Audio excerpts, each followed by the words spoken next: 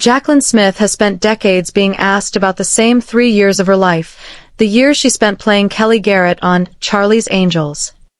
But when reporters ask her about that show now, at 80 years old, she rarely talks about the ratings or the fame. She talks about a friend. And in a handful of interviews given as she has grown older, Smith has shared memories of Farrah Fawcett that go far beyond the glossy image most people still associate with the name. Memories that reveal something quieter, sadder, and far more human than the poster ever could. On October 26, 2025, Jaclyn Smith turned 80. Outlets covering the milestone noted that she still looks remarkably youthful, and fans flooded her social media with birthday wishes, marveling that the woman who once played a glamorous private investigator on network television had somehow made it to 8 decades without seeming to age at all. The timing of her birthday also lined up with another milestone. 2025 marked 40 years since she launched her clothing and lifestyle collection with Kmart, a business partnership that helped define an entire era of celebrity-branded retail in America. But birthdays like this one tend to invite reflection, and for someone whose career is inseparable from Charlie's Angels, reflection almost always leads back to Farrah Fawcett. The two women were cast together in 1976, along with Kate Jackson, in a series that would turn all three into instant household names. Smith was the only member of that original trio to stay with the show for its entire 5-season run. Fawcett left after a single season to chase a different kind of career, one built on dramatic roles rather than glamour. And yet, of the two of them, it is Fawcett whose story is more often framed as a tragedy because it did not just involve a career. It involved cancer, a very public illness, and a death that came far too early. Jaclyn Smith was there for almost all of it. And now, in her 80s, she has become one of the last living voices who can describe what those final years with Farrah Fawcett actually looked like from the inside. Long before either woman was famous, they were simply two young actresses trying to get a foothold in an industry that chewed people up and spat them out constantly. Smith was born in Houston, Fawcett in Corpus Christi, both Texans, both raised with a certain unpretentious practicality that neither ever fully lost, even after they became two of the most photographed women in America. When Charlie's Angels premiered, the show was an overnight sensation, and the media coverage that followed did what entertainment coverage of three beautiful famous women has always done. It went looking for conflict. Journalists wanted a rivalry. They wanted jealousy over screen time, arguments over wardrobe, resentment simmering beneath painted smiles.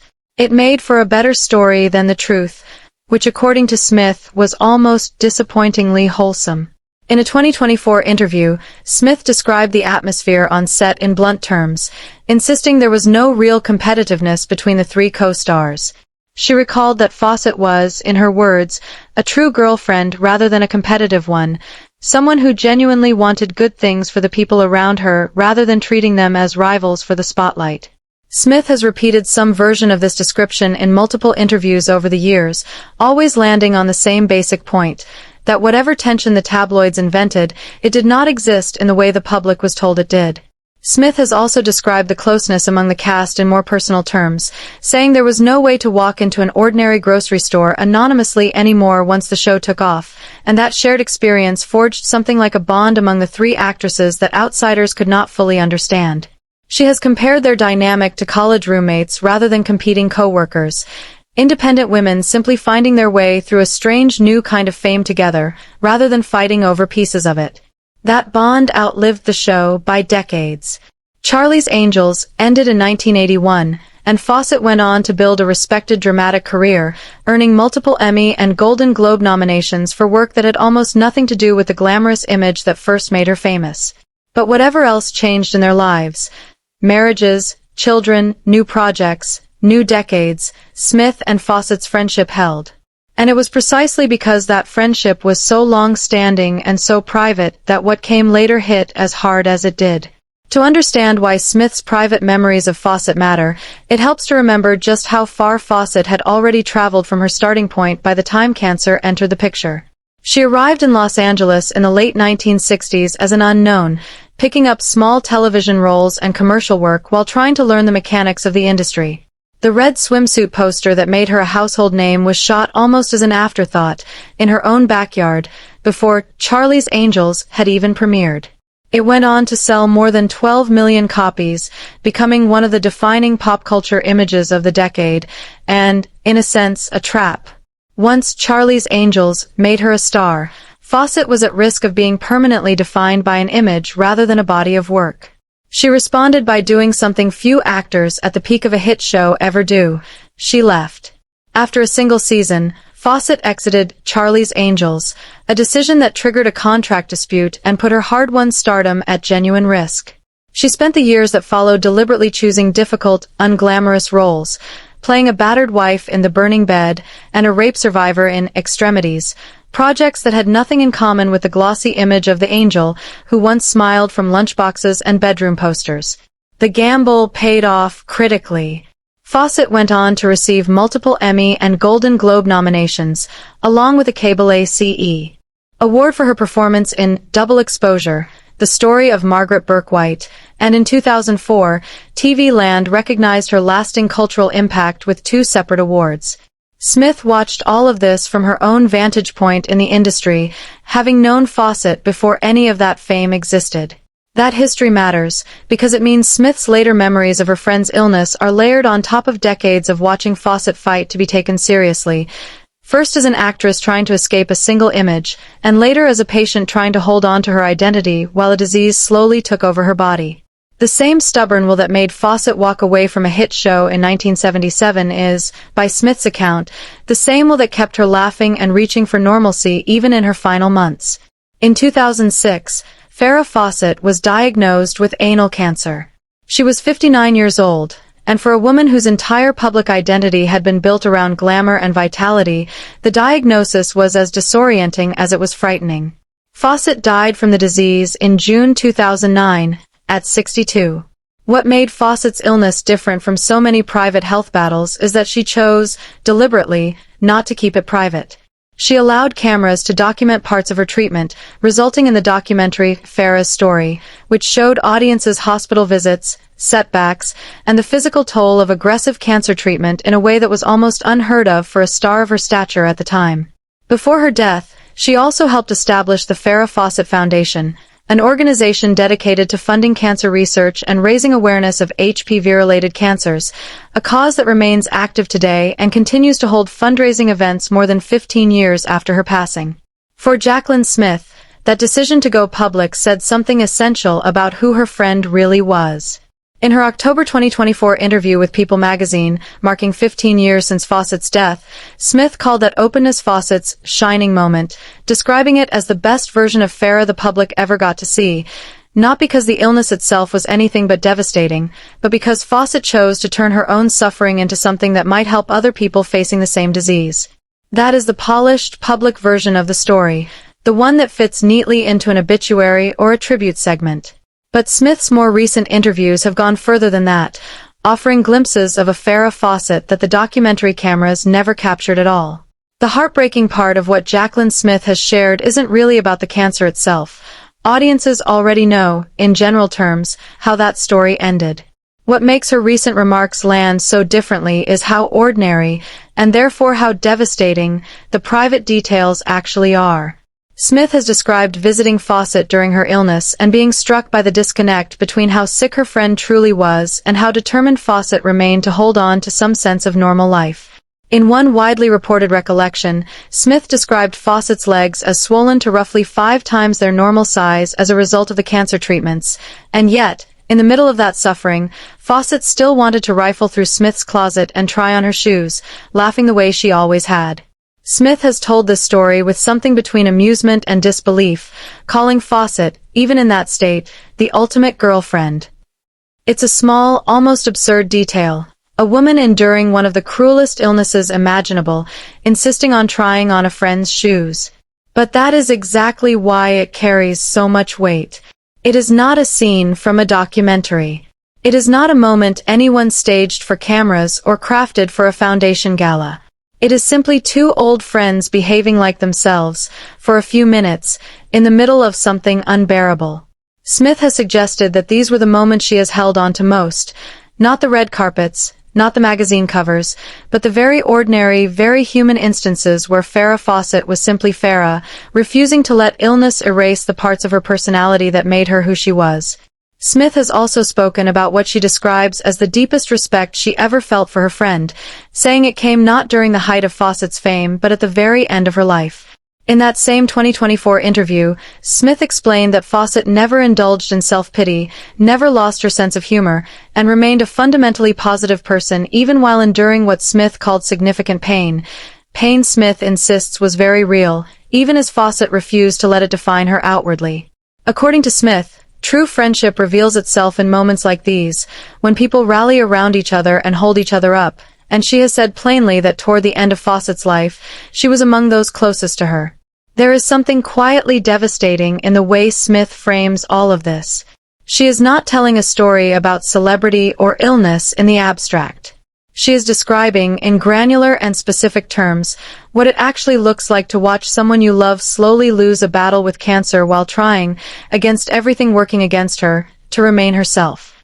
The confession, if it can be called that, is less a single dramatic revelation and more an accumulation of small, deeply personal memories that Smith has only felt comfortable sharing publicly as the years have passed and as anniversaries of Fawcett's death have given her natural occasions to speak. Part of what makes these recollections feel so weighted is the timing. Smith did not rush to share these intimate memories in the immediate aftermath of Fawcett's death in 2009. Instead, they have surfaced gradually, in interviews tied to significant anniversaries, the 10th anniversary of Fawcett's passing, and then again around the 15th in 2024, and now again as Smith herself crosses the threshold into her 80s. There is a recognizable emotional logic to that pacing. Grief around a close friend's death does not resolve on a fixed schedule, and for someone who spent decades in the public eye being asked to perform emotions for cameras, there is a real difference between speaking about loss in general terms and offering up the specific, unguarded details, the swollen legs, the shoe closet. The fact that this was reportedly the only time Smith ever saw Fawcett cry the way she did upon receiving her diagnosis. Those are not the kinds of details a person hands over lightly, and Smith's willingness to share them now, at 80, suggests less a sudden decision to unburden herself and more a slow accumulation of comfort, the sense that enough time has passed, and enough anniversaries have come and gone, that these memories can finally be spoken aloud without feeling like a betrayal of her friend's privacy. It's also worth noting that Smith has continued to stay connected to Fawcett's legacy in very concrete ways. She has appeared at Farrah Fawcett Foundation events over the years, including as recently as its annual fundraising gala, lending her presence to a cause that exists specifically because of what her friend went through. That ongoing involvement suggests that for Smith, talking about Fawcett's illness has never been purely about personal catharsis. It is tied to a larger effort to keep raising awareness about HPV-related cancers, the same disease that took her friend's life. What ultimately emerges from Smith's various interviews over the years is not a single scandalous revelation, but a portrait of a friendship that managed to survive the exact thing that usually destroys friendships between famous people: fame itself. 3 women became simultaneously, overwhelmingly famous in 1976, and the industry around them assumed, as it usually does, that this kind of sudden, shared stardom would breed resentment. Instead, according to every account Smith has given, it did the opposite. It bonded them. That bond meant that when the cameras were off, Smith was one of the very few people who got to see Farrah Fawcett unfiltered. Not the glamorous star from the red swimsuit poster that sold more than 12 million copies. Not the actress who fought for serious, difficult roles like The Burning Bed to prove she was more than a pretty face, but simply a woman from Corpus Christi who liked trying on her friend's shoes, who baked a German chocolate cake despite barely being able to stand, and who spent hours with her feet being rubbed while talking about her children and the Texas towns where they'd both grown up. Smith has said, in effect, that this version of Farrah Fawcett is the one she chooses to remember, not because the public version was false, but because it was incomplete. The public got the poster, the television icon, the brave cancer patient who turned her diagnosis into a foundation. Smith got the friend. And now, in her 80s, she has decided that some of those private memories are worth sharing, not to sensationalize her friend's suffering, but to make sure that people remember Farrah Fawcett as a whole person rather than as an image frozen in time. It is a reminder that the people we watch on screen almost always have entire private lives running parallel to the public one, lives full of ordinary joys and ordinary griefs that never make it into the highlight reel. Jaclyn Smith, now looking back from the vantage point of 80 years, seems determined to make sure at least some of those private moments with her closest Hollywood friend don't disappear along with the generation that lived through them. It would be easy to frame this story purely around loss, but that misses something important about Jaclyn Smith herself. While Fawcett's post-Angels career took a hard turn toward heavy dramatic material, Smith built an entirely different kind of second act. She remained with Charlie's Angels for its full 5-season run, the only original cast member to do so, and went on to headline a string of television movies and miniseries so consistently that she earned an informal reputation as the queen of the miniseries, anchoring projects like Rage of Angels, Florence Nightingale, and a television portrayal of George Washington's wife. In 1985, she launched a clothing and lifestyle collection with Kmart that ran for decades and became one of the longest-standing celebrity retail partnerships in American history, later expanding into home goods sold through HSN. She was honored with a star on the Hollywood Walk of Fame in 1989, and even returned briefly to the Charlie's Angels universe with a cameo in the 2019 film reboot. In other words, Smith did not simply survive Fawcett. She built a long, full, separate life of her own, one that included marriages, children, and a business career that in some ways outlasted her acting fame. That matters for how we read her recollections of Fawcett now. These are not the words of someone whose entire identity remains frozen in 1976. They are the words of a woman who has had an entire second and third act of her own, looking back across 50 years at a friendship that started before either of them had any idea what their lives would become, and that never stopped mattering even as both of their paths diverged. It's also worth remembering that Smith did not just show up for one interview and disappear. Her connection to Fawcett's memory is threaded through public appearances over more than a decade, attending Farrah Fawcett Foundation events as far back as 2014, 5 years after Fawcett's death, and continuing to serve in supporting roles for the foundation's fundraising efforts well into the 2020s. When Smith agreed to co-chair the foundation's annual gala in Dallas in October 2024, it wasn't a one-off gesture. It was consistent with a pattern of quiet, ongoing loyalty to a cause that only exists because of what happened to her friend.